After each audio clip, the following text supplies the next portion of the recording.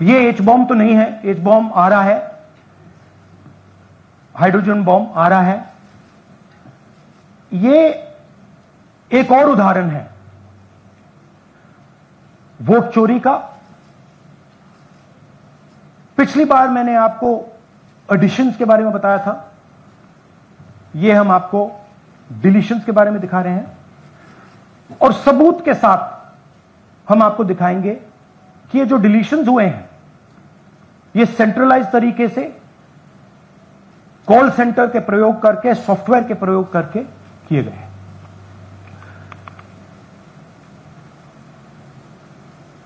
हमारे पास इस प्रेजेंटेशन में जो मैंने आपको अभी दिखाया 100% सबूत है, प्रूफ है कि ज्ञानेश कुमार जी हिंदुस्तान के चीफ इलेक्शन कमिश्नर वोट चोरों की रक्षा कर रहे हैं और यह मैं आपको अभी दिखाने जा रहा हूं।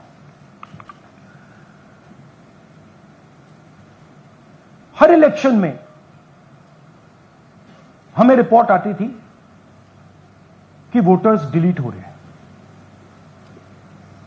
कांग्रेस वोटर्स डिलीट हो रहे हैं, ऑपोजिशन के वोटर्स डिलीट हो रहे हैं, दलित वोटर्स डिलीट हो रहे हैं, आदिवासी हो रहे हैं, माइनॉरिटी वोटर्स डिलीट हो रहे हैं, ओबीसी वोटर्स डिलीट हो रहे हैं। मगर जब डिलीट होते हैं ऑपोजिशन के ही होते हैं। कर्नाटक में आलंद कंस्टिट्यूएंसी है, यहां पे चोरी पकड़ ली, कोइंसिडेंस से पकड़ी। वहां की जो बीएलओ थी उसने देखा कि उसके रिश्तेदार को डिलीट कर दिया गया था। जैसे चोरी पकड़ी जाती है, कोई छोटी सी गलती हो जाती है, हटा जाती है। अलंद में 6018 वोटर्स डिलीट हुए, उसमें से इनकी रिश्तेदार थे। उन्होंने पता लगाया कि मेरे रिश्तेदार को डिलीट किसने किया। पता लगा कि पड़ोसी ने रिश्तेदार को डिलीट किया। बीएलओ ने जाके पड़ोसी से पूछा कि भैया आपने मेरे रिश्तेदार को क्यों डिलीट किया? पड़ोसी ने कहा मैंने तो नहीं किया। बीएलओ सस्पिशियस हो गई, शक पड़ा, उसने प्रोसेस चालू कर दी।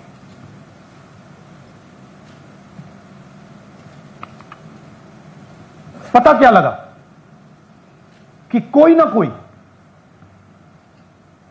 किसी ने अलंद में वोटर डिलीशन सिस्टमैटिकली ऑर्गेनाइज तरीके से, सेंट्रलाइज तरीके से किया।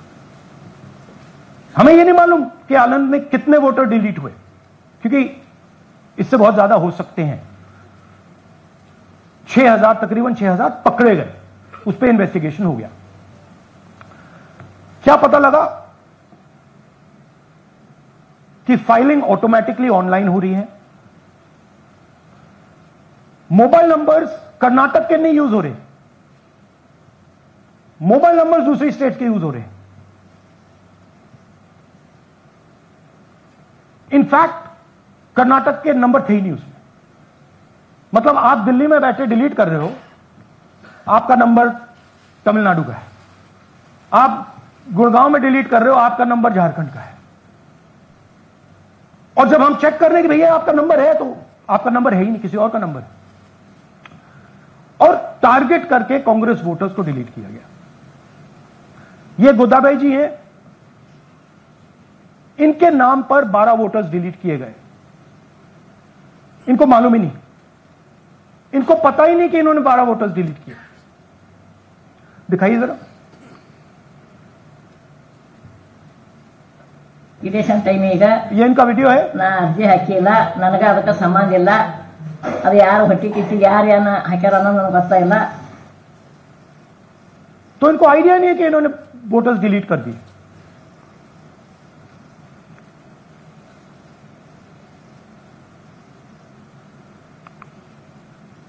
ये सारे के सारे जो नंबर्स हैं, ये कर्नाटक के नंबर्स नहीं है, ये अलग अलग स्टेट्स के नंबर्स हैं। और इन नंबर्स को आप फोन करके देखिए, रिप्लाई नहीं आता है।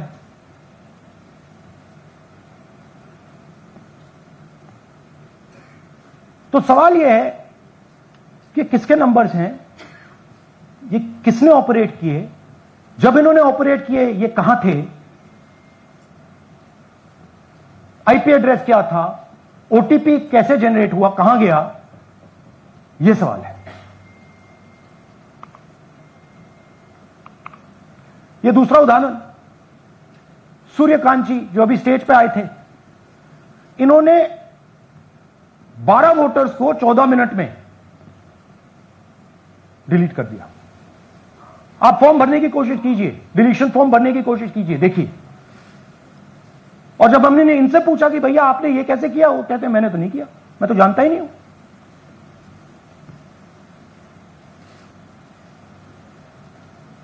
बबीता चौधरी जी का इन्होंने एक नाम डिलीट किया, यहां खड़ी है बबीता जी, यहां है, सूर्यकांत जी यहां है, आ जाइए जरा स्टेज पे, एक सेकंड आ जाइए, ये दोनों खड़े हैं यहां पे, सूर्यकांत जी, बबीता जी।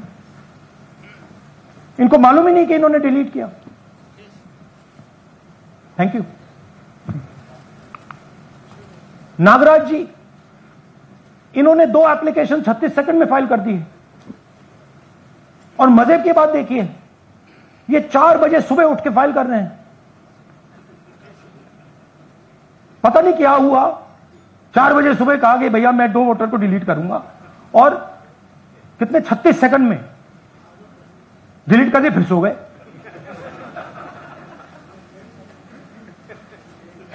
हमारी माइंड में पहले सवाल था कि क्या इलेक्शन कमीशन भी सो रहा है, मगर नहीं, सोया कोई नहीं है, जगे हुए हैं, सिस्टमैटिकली मदद हो रही है। यह देखिए दूसरी बात, जो भी डिलीट कर रहा है वोटर लिस्ट में उसका सीरियल नंबर 1 है। मतलब जो भी वोटर लिस्ट में पहले नंबर पे आता है वही डिलीट कर रहा है। 5वें नंबर वाला, 7वें नंबर वाला, 10वें वाला कोई नहीं कर रहा। तो हो क्या रहा है, सॉफ्टवेयर से यह काम किया जा रहा है। सॉफ्टवेयर प्रोग्राम कह रहा है पहला नाम निकालो और इसका प्रयोग करके डिलीट करो।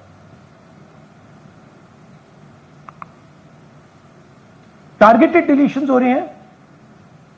कांग्रेस पार्टी पर आनंद में अटैक किया, टॉप 10 बूथ्स जहां सबसे ज्यादा कांग्रेस की स्ट्रेंथ थी वहां टारगेट किया, और 2018 में पिछले इलेक्शन में 10 में से 8 बूथ कांग्रेस पार्टी जीती थी, और इन 8 में से इन्होंने 6000 लोग उड़ाने की कोशिश की। ये कोइंसिडेंस नहीं था, ये प्लान था, और ये सेंट्रलाइज तरीके से किया जा रहा है। अब मैंने बहुत बड़ी बात बोली, चीफ इलेक्शन कमीशन के बारे में मैंने बोला कि यह व्यक्ति वोट चोरों की रक्षा कर रहा है। जो भी मैं यहां बोल रहा हूं 100% प्रूफ के साथ, सबूत के साथ बोल रहा हूं, और मैं अभी आपको दिखाना चाहता हूं कि मैं ये शब्द क्यों बोल रहा हूं और किस बेसिस पे बोल रहा हूं। आपको अपनी आंखों से यह दिखेगा। कर्नाटका सीआईडी ने केस चालू किया कि वोटर कौन है, ये फोन किसके हैं, ये आईपी एड्रेस क्या है, ओटीपी कहां गया, इन चीजों के बारे में इन्वेस्टिगेशन शुरू होती है। कर्नाटक सीआईडी ने हिंदुस्तान के इलेक्शन कमीशन को 18 चिट्ठियां लिखी। हमें आप ये इंफॉर्मेशन दीजिए, बिल्कुल क्लियर है, डेस्टिनेशन आईपी दीजिए, डिवाइस डेस्टिनेशन पोर्ट दीजिए, ओटीपी ट्रेल दीजिए, फोन नंबर्स दीजिए, फोन नंबर्स के मालिकों के नाम दीजिए। क्लियरली पूछा है, नो आंसर। 18 चिट्ठी CID Karnataka, no answer from chief election commissioner, no answer from election commission. Timeline देखिए,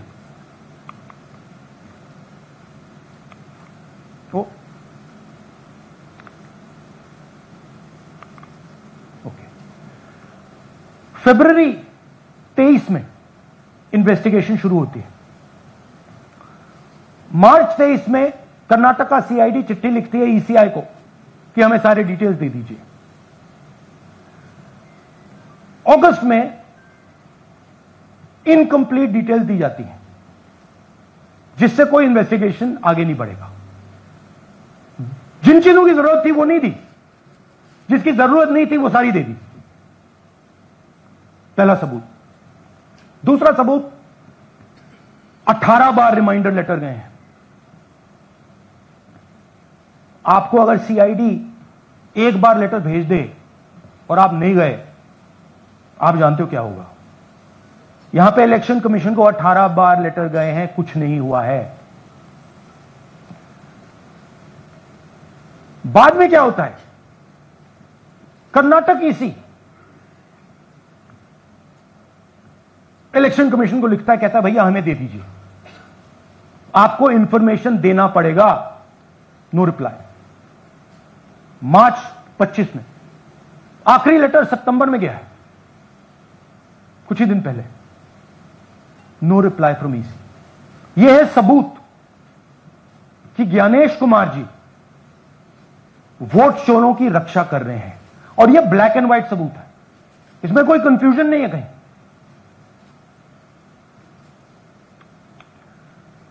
तो सवाल उठता है, ये है कौन जो सेंट्रलाइज तरीके से कॉल सेंटर के प्रयोग से, सॉफ्टवेयर से अलग अलग प्रदेशों में वोट डिलीट कर रहे हैं, ऐड कर रहे हैं। इलेक्शन कमीशन जानता है, ज्ञानेश कुमार जी जानते हैं। अच्छा, ये सिर्फ आनंद में नहीं हुआ, ये अलग अलग कंस्टिट्यूएंसीज में हुआ है। आनंद में लीगल प्रोसेस चालू हो गई, पकड़ लिया।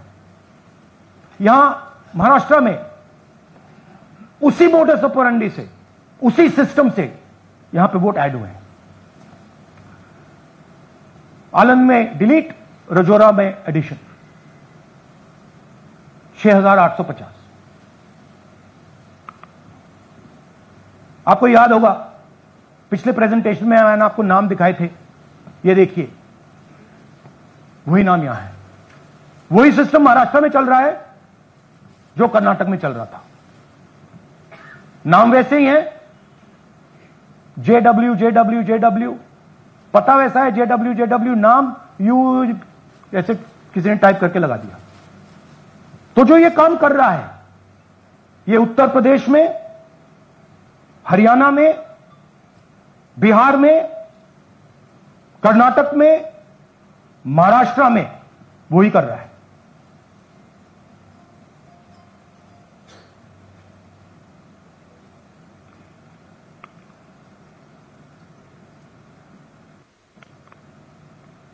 तो हमारी डिमांड है, ज्ञानेश कुमार जी, आप अपना काम कीजिए। आपने ओथ लिया है, आप हिंदुस्तान के चीफ इलेक्शन कमिश्नर हैं। आपसे कर्नाटक की सीआईडी सबूत मांग रही है। आप कर्नाटक की सीआईडी को यह सबूत 1 सप्ताह के अंदर दे दीजिए, नहीं तो पूरा हिंदुस्तान के सारे युवा इस बात को एक्सेप्ट करेंगे कि आप हिंदुस्तान के कॉन्स्टिट्यूशन, हिंदुस्तान के संविधान की हत्या में शामिल हो, हिंदुस्तान की संविधान की रक्षा नहीं कर रहे हो और वोट चोरों की आप मदद कर रहे हो। Thank you.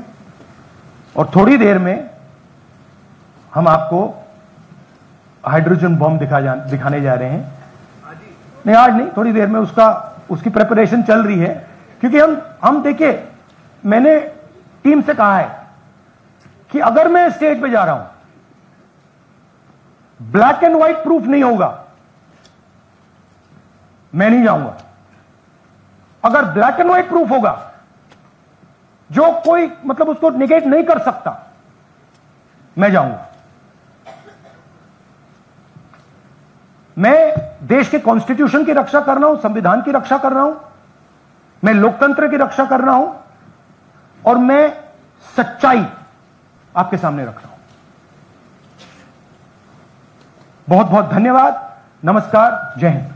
सर, 3 सवाल। पीटीआई से संजीव चोपड़ा। या राहुल जी, दिस साइड। या राहुल जी इधर। हाँ, कहां है? To your right. हाँ, हेलो राहुल जी, आज आपने नया खुलासा किया है कि कैसे वोट चोरी हो रही है। आपने पहले भी महादेवपुरा के बारे में बताया कि कैसे एडिशंस हो रही हैं, अब आपने बताया कैसे डिलीशंस हो रही हैं। लेकिन देखने में ये आ रहा है कि इलेक्शन कमीशन इस पे कोई एक्शन नहीं ले रहा और आगे चल के वो तैयारी कर रहे हैं पूरे देश में SIR लाने की। तो आप इस मुहिम को आगे कहां तक ले जाएंगे और SIR के बारे में क्या करने वाले हैं? देखिए, हम आपके सामने क्रिमिनलिटी रख रहे हैं। हमारा काम आपके सामने सच्चाई रखने का है और हम रख रहे हैं। हिंदुस्तान में दूसरे इंस्टीट्यूशन भी हैं, सिर्फ इलेक्शन कमीशन नहीं है, लीगल सिस्टम है, उनको भी इन चीजों को देखना चाहिए। यहां पे हम चीफ इलेक्शन कमिश्नर के बारे में ब्लैक एंड व्हाइट कह रहे हैं। आपने कहा कि हमने एडिशन डिलीशन दिखाया, पहले प्रेजेंटेशन में मैंने एडिशन दिखाया था, अब हमने डिलीशन दिखाया है, मगर हमने एक और चीज जोड़ दी है, एडिशन और डिलीशन का सिस्टम, उसका स्ट्रक्चर, उसका तरीका। और हमने यह दिखाया है कि जो डिलीट कर रहा है, जो ऐड कर रहा है, महाराष्ट्र में, कर्नाटक में, यूपी में, वो एक ही आदमी, एक ही फोर्स। हमने आपको वो एड्रेसेस दिखाए। Same system is being used in Maharashtra, is being used in Karnataka, is being used in Uttar Pradesh, is being used in Haryana. Same people are doing it. Say Siddharth, ANI। Sir, this side, sir. हाँ Sir, on your left, sir. हाँ, on your left. This side, sir, on your left. Sir, मेरा आपसे सवाल ये है कि जब आप कह रहे हैं कि ज्ञानेश कुमार जो चीफ इलेक्शन कमिश्नर है, उन्हें पता है ये कौन कर रहा है, हाँ, और ये पॉलिटिकल फायदा जरूर किसी को हो रहा है। आप कह रहे हैं कांग्रेस के बूथ के ऊपर ही हाँ, सारे वोट्स डिलीट किए जा रहे हैं, तो वो कौन लोग आपके हिसाब से हैं जिनको ये फायदा पहुंच रहा है, पहला। और दूसरा ये, वो आपने एक हफ्ते का समय दिया है, जब आपने एक हफ्ते का समय दिया है, तो क्या एक हफ्ते बाद आप इसको आगे कैसे इनिशिएट करेंगे? क्या आप लोग कोर्ट का रास्ता अपनाएंगे या और कोई हायर एजेंसी से इस बात की डिमांड करेंगे? क्योंकि ये ऑर्गेनाइज्ड तरीके से क्राइम दिखाई दे रहा है जो आप बता रहे हैं, अगर आपकी बात के ऊपर जाएं। देखिए, फ्रैंकली ये जो मैं यहां कर रहा हूं, ये मेरा काम नहीं है। मेरा काम डेमोक्रेटिक सिस्टम में पार्टिसिपेट करने का है। मेरा काम डेमोक्रेटिक सिस्टम की रक्षा करने का नहीं है। वो काम हिंदुस्तान के इंस्टीट्यूशंस का है। वो काम वो नहीं कर रहे हैं, इसलिए मैं कर रहा हूं। अब मैं आपको यह कह सकता हूं कि हमने आपको 2 बार सबूत दिखाया है, और जब हम ये प्रेजेंटेशन खत्म करेंगे, इसमें लगेंगे 2-3 महीने, जब हम ये खत्म करेंगे, आपके माइंड में कोई डाउट नहीं होगा कि हिंदुस्तान में state after state, Lok Sabha after Lok Sabha चोरी हो रही है।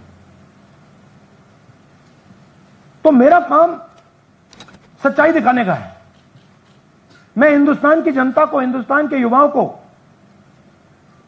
सच्चाई दिखा सकता हूं। यह मेरा काम है।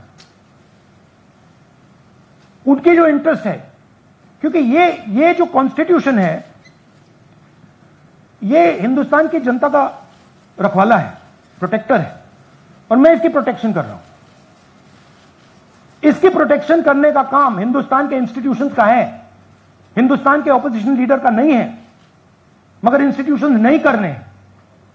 अच्छा, एक इंटरेस्टिंग बात आई है जो मैं आपको बताना चाहता हूं कि इलेक्शन कमीशन के अंदर से हमें मदद मिलनी शुरू हो गई है। मैं साफ बोल देता हूं, इलेक्शन कमीशन के अंदर से, पहले नहीं हो रहा था, अब इलेक्शन कमीशन के अंदर से इंफॉर्मेशन आ रही है। यह रुकेगा नहीं, यह रुक नहीं सकता है, क्योंकि हिंदुस्तान की जनता इस बात को एक्सेप्ट नहीं करेगी। एक बार हिंदुस्तान की जनता को, हिंदुस्तान के युवाओं को पता लग गया कि वोट चोरी हो रही है, उनकी शक्ति लग जाएगी। IANS से आलोक झा। इस तरह से नहीं प्लीज। IANS से आलोक झा। वो भी मैं आपको दिखा दूंगा, वो भी मैं आपको प्रूफ के साथ दिखा दूंगा, है हमारे पास। राहुल जी, हाइड्रोजन बॉम्ब में ब्लैक एंड व्हाइट है। मैं फाउंडेशन लगा रहा हूं, मैं फाउंडेशन क्रिएट कर रहा हूं, है हमारे पास। मैं स्टेज पे बिना प्रूफ के नहीं चढ़ूंगा, बता रहा हूं। राहुल जी, आपने कहा ऐसे मत पूछिए please. Last question. Rahul ji, IANS से आलोक झा। राहुल जी इधर, आपने कहा आपके पास आलोक झा इधर सर, कहां हैं जी? हाँ, आपने कहा सर कि आपके पास पुख्ता सबूत है, ब्लैक एंड व्हाइट सबूत है, तो क्या अगर ECI अभी जवाब नहीं देती है तो कोर्ट का रुख करेंगे, ये ऑप्शन है आपके पास, जाएंगे? देखिए, मैंने कहा कि मेरा काम as opposition leader normal situation में मेरा काम ऑपोजिशन का रोल है, सरकार पे प्रेशर डालने का रोल है। मेरा काम हिंदुस्तान के लोकतंत्र को बचाने का नहीं है। मैं वो काम कर रहा हूं, इस स्टेज पे मैं वो काम कर रहा हूं। तो